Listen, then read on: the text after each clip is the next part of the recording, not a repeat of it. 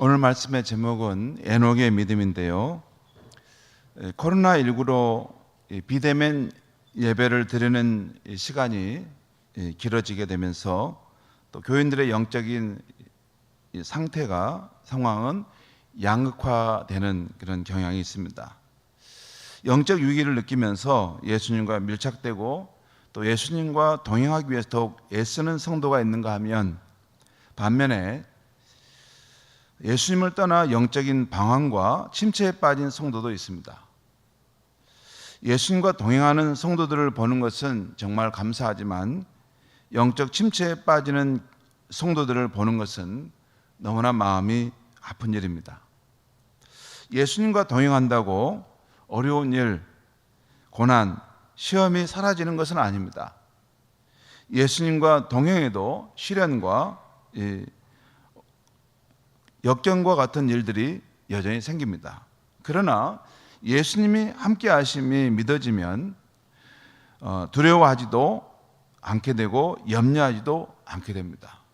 물가에 심겨진 나무처럼 그런 어려움이 오지만 그것을 두려워하지 않고 걱정하지 않고 그것을 담담하게 맞서서 헤쳐나갈 수 있습니다.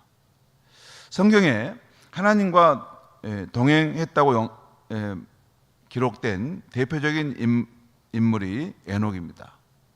에녹은 하나님과 동행하다가 하나님께서 데려가심으로 바로 천국으로 들어간 사람입니다. 창세기 5장을 보면 에녹은 아담의 7대 손입니다. 7대 손이지만 아담과 한 시대에 살았습니다. 아담이 930세까지 살았는데 아담이 622세 때 에녹이 태어난 것입니다. 그 앞에 계산해 보면 나옵니다. 그러니까 에녹이 아담에게서 직접 에덴 동산의 이야기를 들었을 것이고 하나님에 대해서도 들었을 것입니다. 자연히 에녹에게 하나님을 알고 싶은 갈망, 하나님과 동행하고자 하는 그런 사모함이 생겼을 것입니다.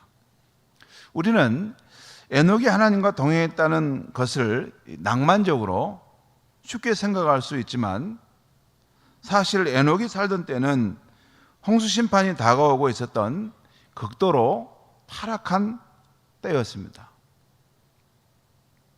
여러분, 에녹과 그 다음에 나오는 노아가 살던 시대가 서로 겹쳐요.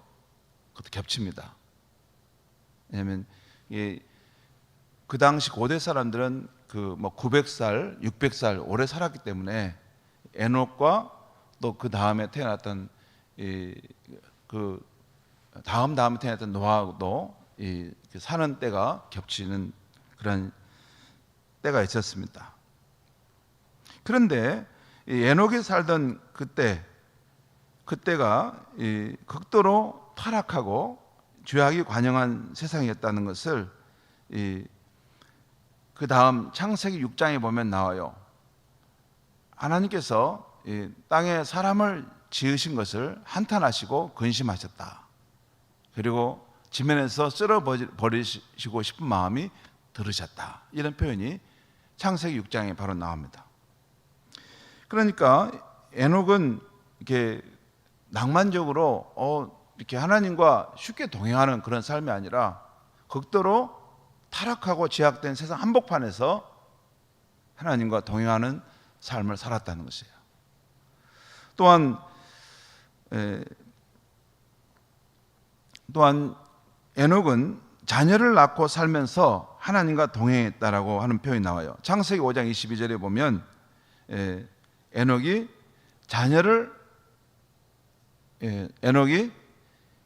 65세에 무드셀라를 낳고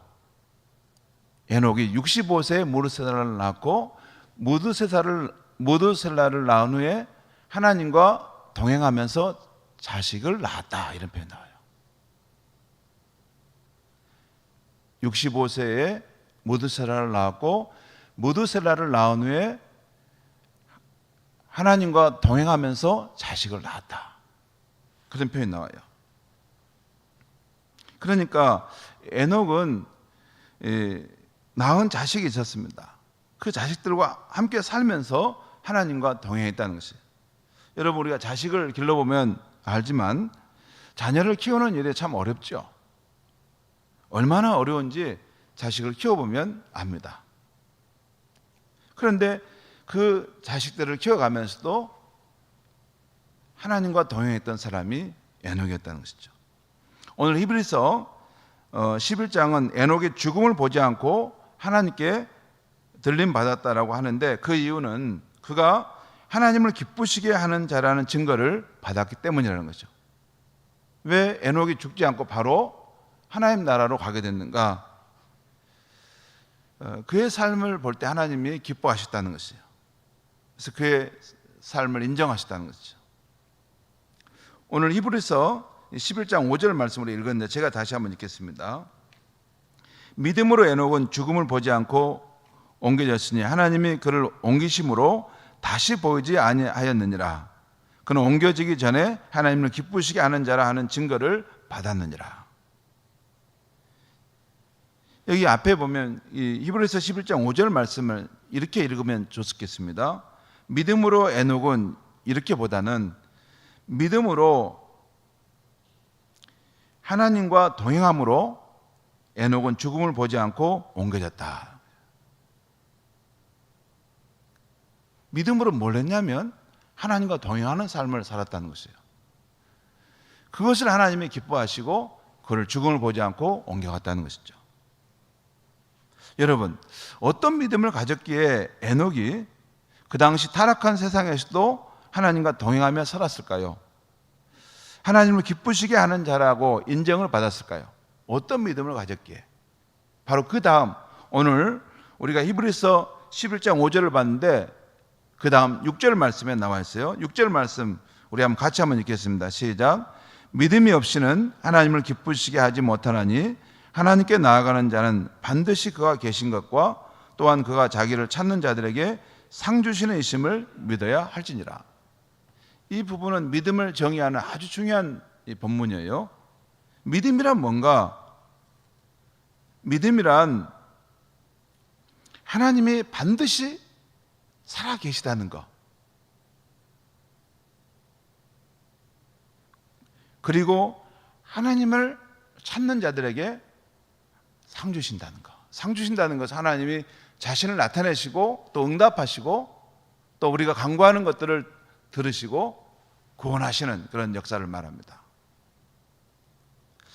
여러분, 우리가 근데 그런 믿음을 가지면 하나님이 기쁘시게 한다는 거예요. 자, 믿음을 가지면 하나님을 기쁘시게 한다는 거예요. 그리고 그 믿음은 이런 것이라는 거예요. 여러분, 우리 믿음이 있지 않습니까? 하나님이 정말 살아계신 분이라는 거 여러분 믿습니까? 이게 아주 중요한 부분인 것 같아요. 이 하나님이 그냥 살아계신 분이 아니라 이 우주와 만물을 지으시고 또 이 섭리 가운데 이 만물과 역사와 우리 인간의 삶을 주관해 가시고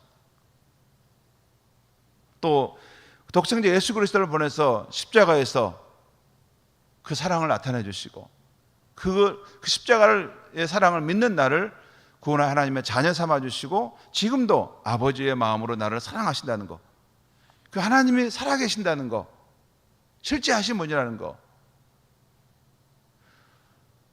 보이지 않지만 영적으로 실제한다는 것을 내가 믿냐고 말이죠. 여러분, 에녹이 하나님을 봤을까요? 영이신 하나님을 보지 않았죠.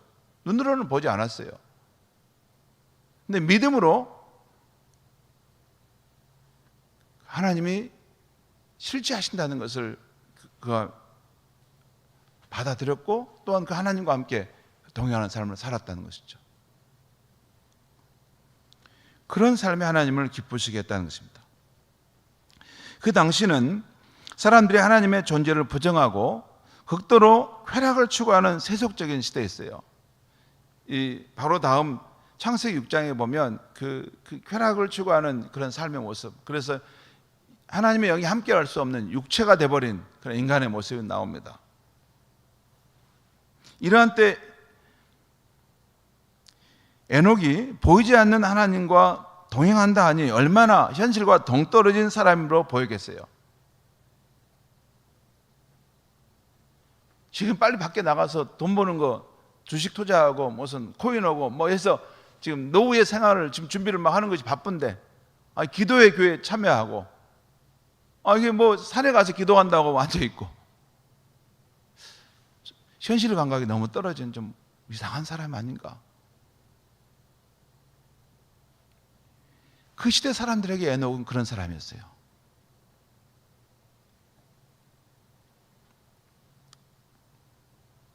그래서 주변 사람들의 멸시와 핍박도 적지 않게 받았을 것입니다.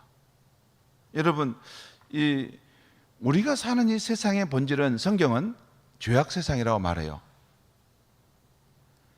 죄악 세상이라는 것은 이제 우리 감정을 넣어서 하는 말이 아니에요. 성경의 관점에서 볼 때 죄악 세상이라는 거죠. 이 세상은 하나님을 인정하는 문화가 아닙니다. 하나님을 존재를 제거하는 문화예요. 경외한다, 하나님 경외하는 그런 거 없습니다. 인간 중심의 문화고, 인간이 최고 정점에 서고, 인간의 행복과 만족을 최고의 가치로 두는 것이 이 세상의 가치입니다. 그런데 성경은 그렇게 말하지 않아요. 성경은 그렇게 성경을 세계관은 우주의 중심에 하나님이 계시고, 그것에 우리는 청지기로서 있는 것이고, 우리가 존재하는 것은 하나님을 영화롭게 하기 위해서 존재하는 것이다. 이것이 성경이 가르치는 가치관입니다. 이 세상이 죄악된 세상이라는 것의 그 가장 중심점은, 이 세상은 하나님이라는 존재를 제거하고 인정하지 않는다는 것이에요. 거기서부터 모든 문화가 창출되어 나옵니다. 그러니까 세상의 그런 문화 속에 함몰되어 가면 갈수록 점점 신앙은 열어가는 것이죠. 지금 얼마 전에 동성애 퀴어 축제가 서울시에서 있었지 않습니까? 그와 관련해서 기독교인들이 가서 창조 하나님의 그건 죄악이다라는 것을 선언하고 이렇게 피켓을 들고 했어요. 저는 할 수 있으면 그렇게 해야 한다고 믿습니다. 왜냐하면 우리가 믿는 바를, 우리가 신앙한 바를 이 시대 속에서 타락하고 죄악된 세상에서 표현해야 될 때는 이걸 표현해 줘야 됩니다. 그걸 숨기는 것은 그것은 바른 신앙의 모습은 아닙니다. 감추면 안 돼요. 핍박도 오더라도 맞설 수 있어야 됩니다. 예. 우리 신앙과 현실의 삶을 일치시켜 가려고 애써야 되는 거죠. 아닌 것은 하나님의 말씀에 기준에서 아닌 것은 아니라고 말할 수 있어야 돼요.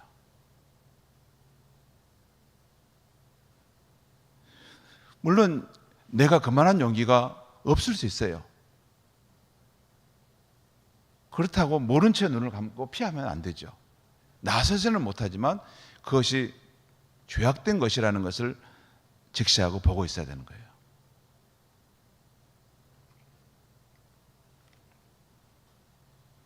예수님께서 그런 말씀하시죠. 너희가 사람들 앞에서 나를 인정하면 하늘에 계신 내 아버지 앞에서도 내가 너를 인정할 것이다. 그렇죠. 사람들 앞에서 나에 대한 신앙을 저버리면 내가 그곳에서도 아버지 앞에서 내가 너를 안다 할 수 없다. 예수님 말씀하시잖아요.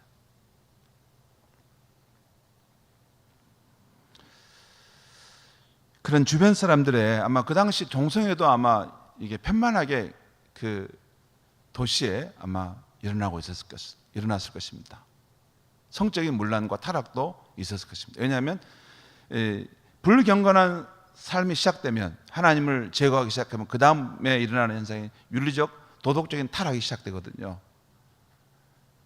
그러면 성적 타락과 이 악행이 시작됩니다. 그래서 동성애 제약도 하나님이 지은 창조 질서를 이렇게 뒤집어 엎는 그런 일들도 행했고, 그것이 정상이라고 말하는 사람들이 그 가득한 도시에 살고 있었다는 것이죠. 그런지 이 에녹의 그 모습이 이렇게 비난을 받고 우스꽝스러운 것으로 사람들이 여겼겠죠. 그렇지만 그런 타락한 세상 한복판에서 에녹은 하나님을 믿음으로 하나님과 동행하는 삶을 살았습니다. 그리고 그것이 하나님을 기쁘시게 한 것이죠. 그런데 여러분, 에녹이 그 당시 그 상황, 그 시대의 상황을 거슬러 하나님과 동행하는 삶을 살았던 것은 그냥 에녹 자신이 굳건한 믿음이 막 있어서 그런 것만은 아닙니다. 그의 믿음에 촉발됐던 중요한 계기가 있는데, 그것은 하나님께서 온 세상을 심판하신 것을 그가 알았다는 것입니다. 신약성경 유다서를 보면, 유다서가 있어요. 유다서를 보면 에녹이 하나님의 심판에 대한 계시를 받았음을 말씀하는 본문이 나와요. 우리 신약성경 한번 보겠습니다. 우리 유다서 보겠습니다. 요한 1, 2, 3서 다음에 유다서가 나와요. 한번 보겠습니다. 우리 신약성경 397페이지 보겠어요. 398페이지 유다서, 신약성경 유다서입니다. 398장 8페이지에 보면 나와 있는데, 유다서 1장 14절 15절 말씀 보겠어요. 유다서 1장 14절 15절 말씀 제가 읽겠습니다. 아담의 7대 손 에녹이 이 사람들에 대하여도 예언하여 이르되, 보라, 주께서 그 수만의 거룩한 자와 함께 임하셨나니 이는 무사람을 심판하사 모든 경건하지 않은 자가 경건하지 않게 행한 모든 경건하지 않은 일과 또 경건하지 않은 죄인들이 주를 거슬러 한 모든 완악한 말로 말미암아 그들을 정죄하려 하심이라 하였느니라. 10절까지 보겠습니다. 이 사람들은 원망하는 자며 불만을 토하는 자며 그 정욕대로 행하는 자라. 그 입으로 자랑하는 말을 하며 이익을 위하여 아첨하느니라. 여기 보면 유다서 그 1장 14절에 보면 그런 말씀이, 이 사람들에 대하여 예언하여 이르되, 예언했다는 것은 하나님의 계시로 그것을 에녹이 받았다는 것이죠. 여러분, 예언을 그냥 합니까? 하나님의 계시로 받은 것이 있어야지 예언하는 것이죠. 그리고 보라, 주께서 그 수만의 거룩한 자와 함께 임하셨나니, 여기서 이 부분을 표준세번역과 세번역 보면 이렇게 나와요. 주께서 그 수만의 천사들과 함께 임하셔서 이 세상을 심판하셨다라는 표현이 나와요.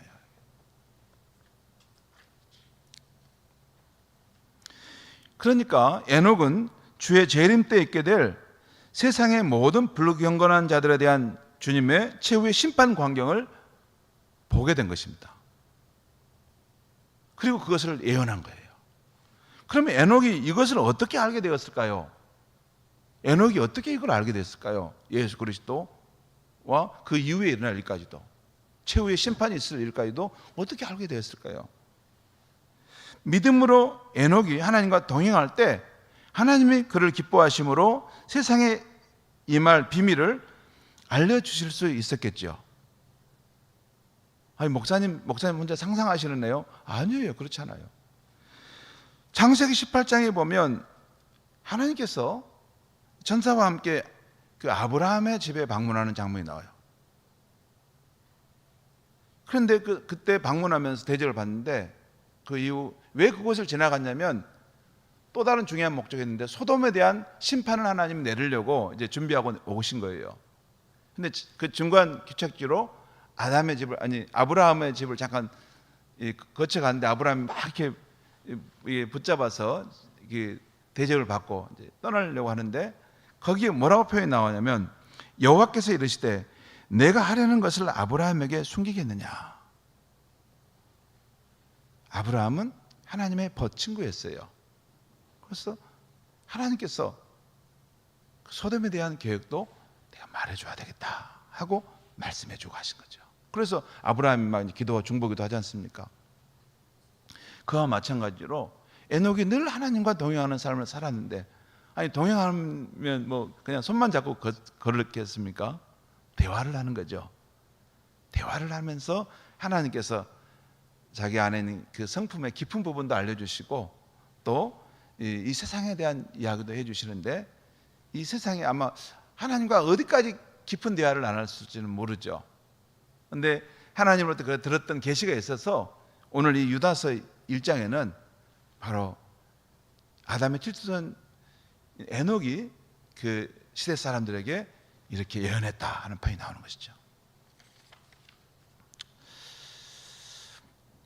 여러분, 그 창세기 5장 21절 22절에도 이 에녹에 대한 이야기가 쭉 나오는데, 거기가 지금 본류죠. 거기 보면 에녹은 65세에 무드셀라를 낳았고 무드셀라를 낳은 후에 300년을 하나님과 동행하였다라고 표현 나왔어요. 한번 이 부분은 찾아보겠습니다. 창세기 5장 21절 이것도 한번 봐야 되겠어요. 창세기 5장 21절 보겠습니다. 창세기 5장 21절 에서 23절까지 24절까지 한 절씩 교독하겠습니다. 창세기 5장 21절에 24절까지 제가 먼저 읽겠습니다. 에녹은 65세에 무드셀라를 낳았고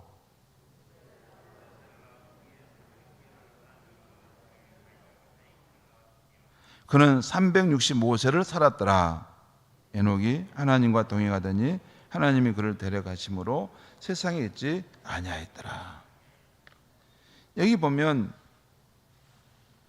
에녹이 65세에 무드셀라를 낳았고 그 후에 300년을 하나님과 동행했다라고 말씀하고 있어요.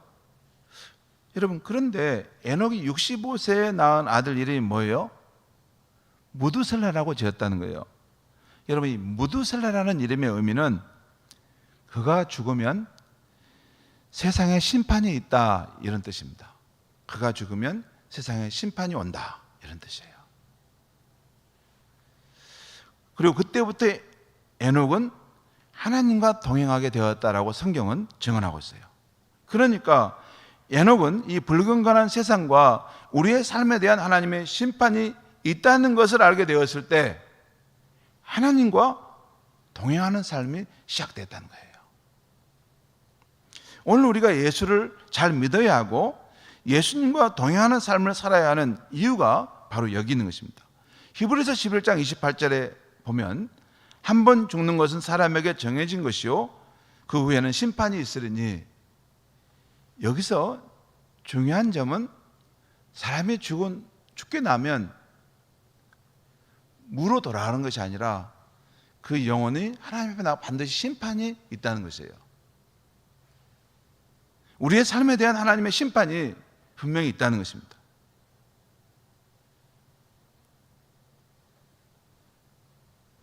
이 무드셀라의 이름이 그가 죽으면 세상에 심판이 온다 이런 뜻이에요. 지금 에녹이 하나님과 동행하는 삶을 살았던 것은 이 세상에 대한 우리의 삶에 대한 하나님의 심판이 있다는 것을 알고 하나님 가까이 하고 동행하는 삶을 살았다는 것입니다. 여러분, 히브리서 3장 12절에 이런 말씀이 있어요.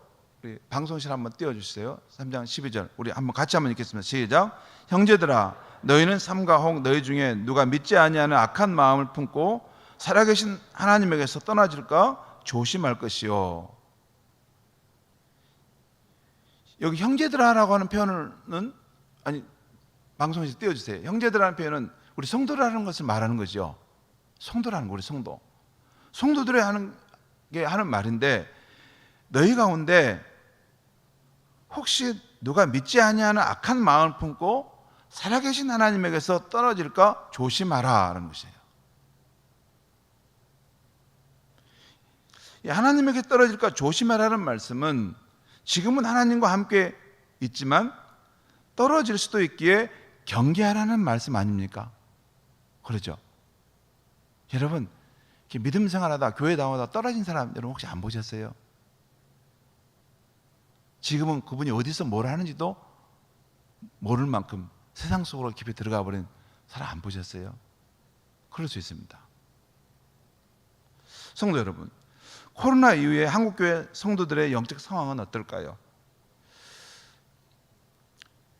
지금의 상황을 영적 위기로 느끼고 더욱 주님께 밀착되는 성도도 있지만 반대로 많은 성도들이 방황하고 구원의 방주에서 떨어져 나가고 있다는 것입니다.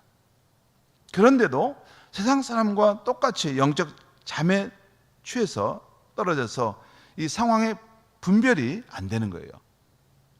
그냥 뭐 오늘만 날이야, 내일도 있고 모레도 있는데 오늘 좀 이렇게 좀 그냥 떨어져 나가도 그냥 좀 이렇게 교회 안 가고 또 내 믿음 좀 이렇게 뒤로 놔둬도 또 내일도 있고 모레도 있는데 다시 내가 하면 되겠지. 그렇게 생각할 수 있다는 거죠. 여러분, 주님과 동행하는 삶은 매일 확인하지 않으면 우리는 금방 영적 침체에 빠지게 됩니다.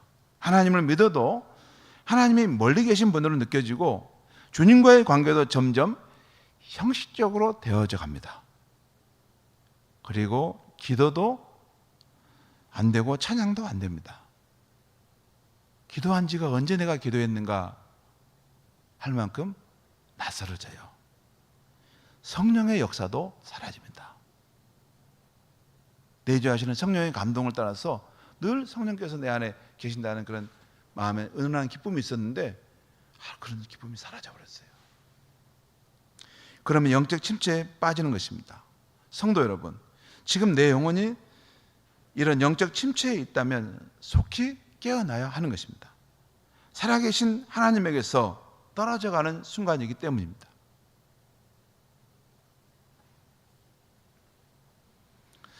사실 우리는 에녹보다 훨씬 더 좋은 조건에서 하나님과 동행하도록 부름받았습니다. 우리에게는 에녹 시대에는 없었던 성서 말씀이 있고 또 우리는 십자가의 복음도 알고 있고 성령께서 우리 안에 오셔서 우리를 돕고 계십니다.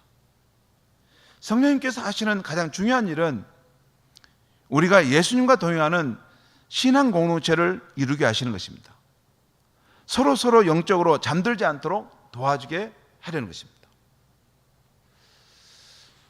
히브리서 또 3장 13절 말씀 우리 다시 한번 보겠습니다. 우리 같이 한번 읽겠습니다. 시작.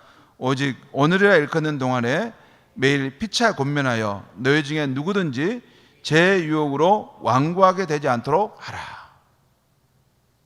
히브리서의 말씀은 이 시련과 역경의 상황 속에 그 상황 가운데 이렇게 주저앉고 나태해져 갈 수 있는 성도들을 이렇게 깨우는 그런 말씀인데, 여기 보면 아직 우리가 그 구원의 완성을 이룬 것이 아니라는 것입니다. 그 과정 속에 지금 가고 있는 것이기 때문에 오늘이라 일컫는 동안에는 매일 서로가 피차 권면해서 너희 중에 누구든지 죄악된 삶의 길로 떨어지지 않도록 서로 권면해 주라는 것입니다. 사실 이 타락한 세상에서 내 자신의 믿음을 지키고 예수님과 동행하는 삶을 사는 것은 혼자서는 안 되는 것 아닙니까? 혼자서 여러분 됩니까? 혼자서 안 됩니다. 혼자서 안 되니까 지금 와서 이렇게 성전에서 함께 우리가 또 예배 드리는 것도 있어요. 여러분, 제가 최근에 존 본인이 썼던 철로역정을 다시 한번 읽어봤어요. 가만히 나의 영적 여정의 길을 생각하고 또 우리 성도님들을 앞으로 가야 될 때 어떻게 갈까 생각하면서 가만히 그 철로역정의 책을 읽는데 우리의 영적인 그 상황이 어디에 있는가가 지금 보이고 깨달아지는 것이 많았어요. 그런데 그 영적 그 철로역정, 그러니까 이 죄악 세상에서 이걸 지나서 결국 하늘의 시온성을 향해 가는 이 순례자니까 우리인데, 근데 여기서 중요한 한 가지가 여기서 계속 보이는 걸 느꼈어요. 이 광야 여정의 길에서 보면 두 부류의 사람이 나타나는 거예요. 끊임없이 두 부류의 사람이 나타나요. 한 부류는 그 영적 순례의 길을 방해하는 사람들이에요. 수도 없이 나와요. 거기 보면 무슨 그 제일 먼저 믿지 않는 가족이 방해하고, 그 다음에 고집쟁이, 변덕쟁이, 형식주의자, 위선자, 뭐 겁쟁이, 뭐 빛의 천사로 가장 다양한 불이 다 나옵니다. 수도 없이 계속 나와요. 그 마지막 그 죽음의 강을 넘어 그 시온성에 갈 때까지. 그런데 또 하나는 재밌는 것은 그 순례자를 돕는 사람이 나와요. 맨 먼저 크리스찬, 맨 먼저 전도자가 나와요. 전도자가 중간중간에 나와서 잘못된 길을 갈 때 도와주고, 거기 보면 분별, 자비, 신중, 경건, 성실, 소망, 이런 귀한 믿음의 사람들이 계속 나와서 중간중간에 계속 도와주는 일을 해요. 무슨 말씀입니까? 그러니까 이 세상을 지나 하늘의 그 새 예루살렘으로 가는 그 순례의 과정, 혼자 못 간다는 거예요. 혼자 절대 못 가는 것입니다. 이것을 함께 도와주는 사람이 있고 함께 힘을 북돋는 사람이 있어야 된다는 거예요. 그래서 피차 서로 권면해서 그 길을 가라 하는 것이죠. 여러분, 우리 교회를 봐도 우리가 풍성한 삶의 야인 과정을 우리가 하는 건데, 그 1대1로 합니다. 그 1대1로 하는데, 거기 보면 인도자를 이끔이라 하고 배우는 분을 따름이라고 해요. 그러니까 이끔이 따름이, 이끔이 따름이. 그러니까 영적으로 누군가가 이끌어 줘야지 되는 것이, 혼자서는 안 된다는 것입니다. 예수 안에서의 생명을 얻는 길도, 생명을 얻는 길도, 또 옛사람의 그런 나쁜 성품을 버리고 참된 나를 사랑하는 길도, 또한 성령 안에서 예수님과 동행하는 길도 누군가 이끔이가 나를 이끌어줘야 한다는 것이에요. 야인과정에서는 그 이끔이가 누군가 영적인, 나보다 더 먼저 앞에 가 있는 사람이 나를 손잡아 이끌어줘야 되는 거예요. 교회 안에 있는 영적으로 더 성숙한 사람은 아직 연약한 사람들 붙들어서 이끌어줘야 되는 것이에요. 그게 성경적인 교회입니다. 나는 영적으로 성숙한다고 하는데 아무도 나는 붙들고 이끌어주는 사람이 없다. 나는 나 혼자 그냥 길을 간다. 그것만도 꼭 좋은 게 아닙니다. 나 혼자 그러면 잘 가면 그렇지 않습니다. 오히려 때로는 내가 누군가를 이끌면서, 누군가를 이렇게 손을 잡고 이끌어가면서 내 자신의 믿음이 더 다져진다는 거 아십니까? 왜냐하면 남을 이끌어주기 위해서 내가 깨어 있어야 되거든요. 남을 이끌어줄 수 있으려면 내 믿음을 다시 한번 더 점검해 봐야 되거든요. 그러면서 오히려 더 남을 이끄는 것 같지만, 남을 세워가는 목자 같지만 아닙니다. 내가 더 유익을 얻는 것이죠. 그게 영적인 비밀입니다. 아무튼 우리는 혼자서 자기의 믿음을 지킬 수도 없고 예수님과 동행하는 길을 갈 수 없어요. 그래서 계속 우리가 말씀 묵상하는 것도 제가 꼭 이렇게 카톡으로 그룹을 나눠가지고 하도록 해요. 그런 과정이 다 필요합니다. 공동체가. 자, 여러분, 창세기에 보면 에녹의 아들 무드셀라가 죽은 해, 그때 노아의 대홍수가 시작됩니다. 결국 불경건한 사람들의 모든 행위에 대해서 하나님의 심판이 시작됐다는 것이죠. 성도 여러분, 불경건한 이 세상도 우리도 언젠가 하나님의 심판을 거쳐야 할 때가 꼭 있습니다. 그때는 하나님이 공의로 세상을 심판하시는 때입니다. 그런데 그때 놀라운 현상이 하나 발생하는데, 모든 사람은 두 부류로 나눠진다는 거예요. 마태복음 24장에서 예수님이 말씀하신 것처럼 그때 두 사람이 밭에서 일하는데 한 사람은 데려감을 당하고 한 사람은 버려둠을 당할 것이다. 두 여인이 맷돌질을 하고 있는데 한 사람은 데려감을 당하고 한 사람은 버려짐을 당할 것이다. 그리고 마태복음 25장에 보면 열처녀가 그 신랑 대신 그 예수님을 맞으러 가는데 등을 준비해야 돼 기름을 준비하지 않는 다섯 처녀는 그 혼인잔치에 참여하지 못한다는 것입니다. 그래서 우리가 믿음으로 구원받는 것이지만 그 믿음이 어떤 믿음이냐, 자신을 구원할 수 있는 그 믿음이냐는 것이죠. 그 믿음, 진실한 믿음, 행함이 있는 믿음, 또한 견뎌내는 그 믿음, 견뎌내면서 그 믿음이 검증되는 것입니다. 진짜인지 아닌지. 사랑하는 성도 여러분, 우리는 언제 주님의 심판대 앞에 서더라도 후회함이 없도록 오늘 에녹처럼 예수님과 동행하는 삶을 살아가야 하겠습니다. 그리고 우리의 가족과 이웃들에게 하나님의 엄연한 심판이 분명히 있음을 전해줘야 합니다. 그와 동시에 영원한 피난처 되신 우리 주 예수님의 구원을 받도록 우리가 복음의 증인의 삶을 살아야 할 줄 믿습니다. 기도하겠습니다. 하나님 아버지, 오늘 이 밤에 하나님 말씀을 들었습니다. 하나님, 에녹의 삶을 볼 때 에녹이 낭만적으로 그렇게 하나님과 동행하는 삶을 살았던 것이 아니라 가장 죄악이 관영하고 세속적이고 타락한 그 세상 한복판에서 자기 자녀를 기르면서 하나님과 함께 동행하는 삶을 삶으로 하나님이 기뻐하시는 자라 인정받았음을 보았습니다. 하나님 아버지, 에녹이 알았던 것처럼 이 세상에 대한 하나님의 심판, 또 우리의 삶에 대한 하나님의 심판이 있을 것입니다. 언젠가 그 심판대 앞에 우리가 서게 될 텐데 하나님, 늘 경건한 마음으로 성령을 의지하여 주님을 따라갈 수 있게 하여 주시옵소서.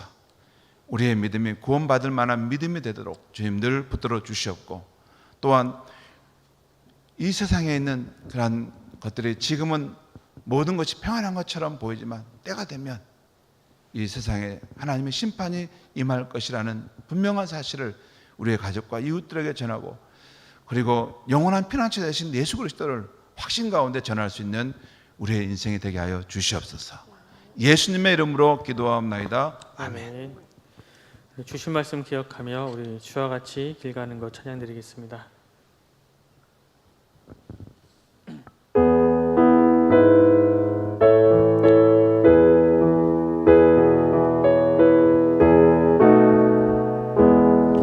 주와 같이 길 가는 것 즐거운 일 아닌가.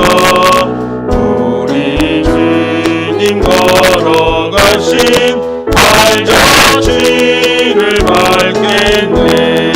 한 걸음 한 걸음 주 예수와 함께 날마다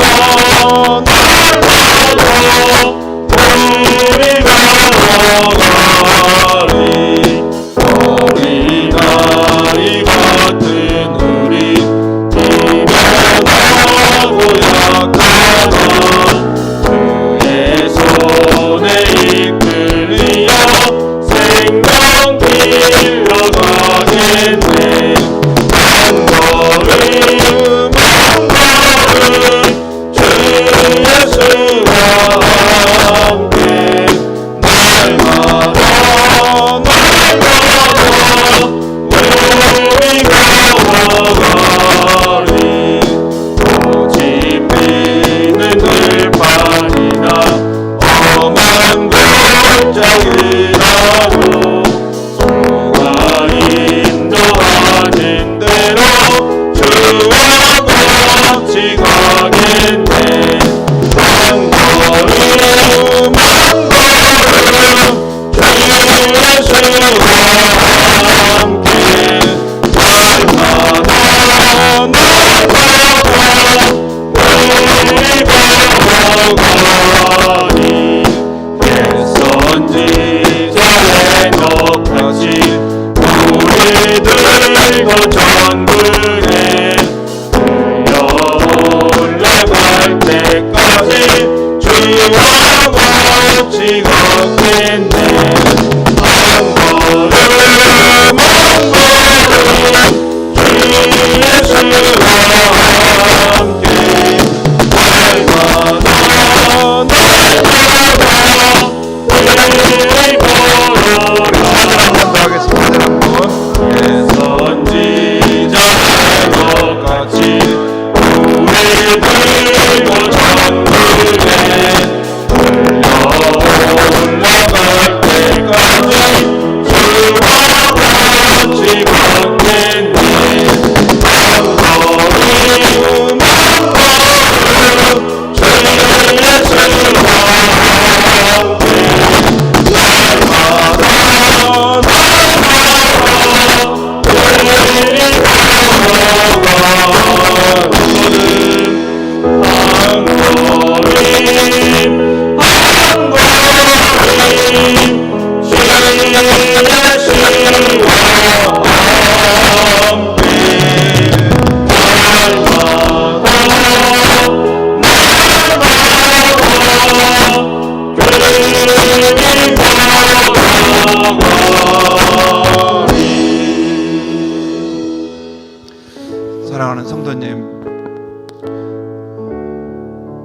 오늘 이 밤에 이 성전에 나와 예배하고 기도하는 성도님들은 분명 주 예수님과 동행하고 계시는 분인 줄 믿습니다. 주 예수님과 우리가 동행하고 있지만 다시 한번 우리의 믿음이 진실한 믿음인지, 구원받을 만한 믿음인지, 시련과 역경을 이겨낼 수 있는 믿음인지, 환난도 이겨낼 수 있는 믿음인지 다시 한번 우리 자신을 성찰해 볼 필요가 있습니다. 에녹이 이 세상에 대한 심판이 있고 내 삶에 대한 심판이 반드시 있을 것이다. 그 주님 앞에 내가 설 텐데 지금부터 내가 깨어 있어야 되겠다. 지금부터 영적으로 깨어 있어서 늘 주와 동행하며 살아야 되겠다. 그렇게 그 마음으로 주와 동행하며 살다가 그 신앙이 너무 귀한 거예요. 에녹아, 너는 나를 그렇게 좋아하니? 너는 나를 그렇게 사랑하니? 늘 주와 동행하려고 하는 그 에녹의 모습을 보고 하나님 너무 기뻐하셔서 기다릴 건 뭐 있냐? 먼저 천국으로 가자 하고 데려가신 거예요. 여러분, 반드시 때가 되면 이 세상에 대해서, 불경건한 세상에 대해서, 또 우리의 삶에 대해서 하나님의 심판이 있을 것입니다. 그때 우리가 준비한 믿음으로 우리가 그 앞에 설 것입니다. 구원받은 믿음, 진실한 믿음, 시련과 환난과 어떤 역경도 이길 수 있는 그 믿음. 나는 예수님을 나의 영원한 피난처로 삼습니다. 예수님은 나의 진정한 구원이십니다. 예수님을 떠나 나는 살 수 없습니다. 나의 구원이 되어주시고 영원토록 주님 나와 함께 해주세요 라고 기도하시고, 또 하나 꼭 기도해야 될 것은 믿지 않는 우리 가족들, 우리 친척들, 친구들 생각해 보시기 바랍니다. 이 세상에 마지막 때는 반드시 심판이 있고 그 심판의 결과에 따라서 지옥의 두려운 상황 가운데 처한 사람도 있을 것입니다. 하지만 피난처 대신 예수를 진실로 믿고 의지하는 그 사람에게는 죽었던 인생이 정말 살아나는 놀라운 축복의 역사가 있을 것입니다. 우리가 다시 한번 우리 가족들과 이웃 가운데 정말 생명의 복음을 들어야 될 그 사람들이 있을 때 내가 먼저 나가기 전에 그 영혼을 구원해달라고 진실로 기도할 수 있는, 성령 안에서 진실로 그 영혼을 주님 살려달라고, 생명의로 인도해달라고 기도하는 저와 여러분이 됐으면 좋겠습니다.